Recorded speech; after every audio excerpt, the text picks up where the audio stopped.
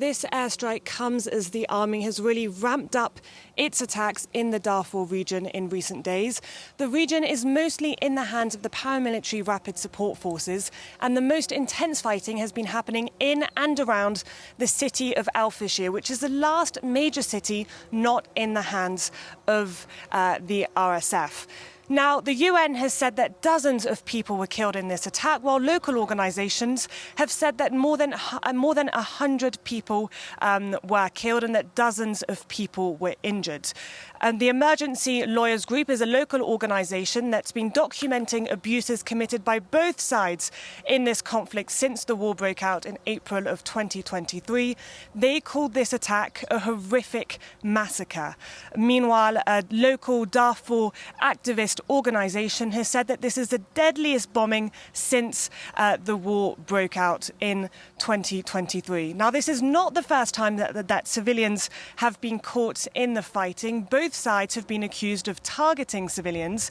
This is the world's worst humanitarian crisis in recent history.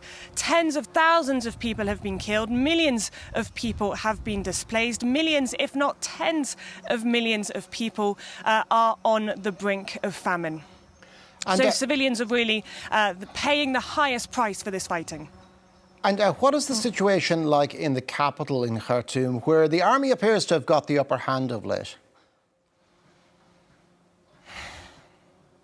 Yes, that's right.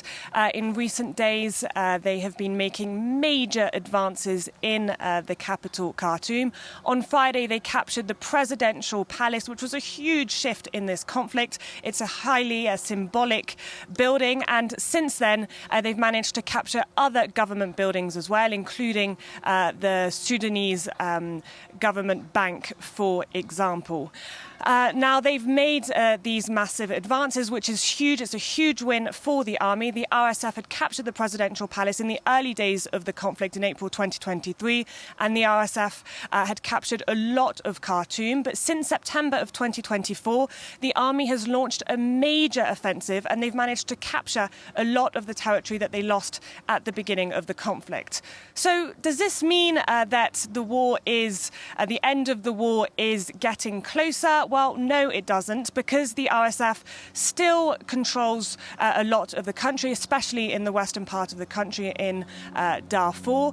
And there are also a lot of question marks still over what will happen in these army-controlled areas. Now, the army has been fighting alongside a lot of militia groups. They've been supplying them with arms, ammunition and money in exchange for their support.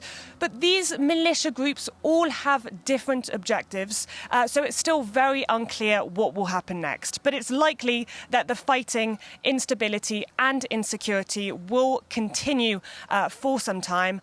And, of course, those who are going to pay the highest price for this continued instability are ordinary Sudanese.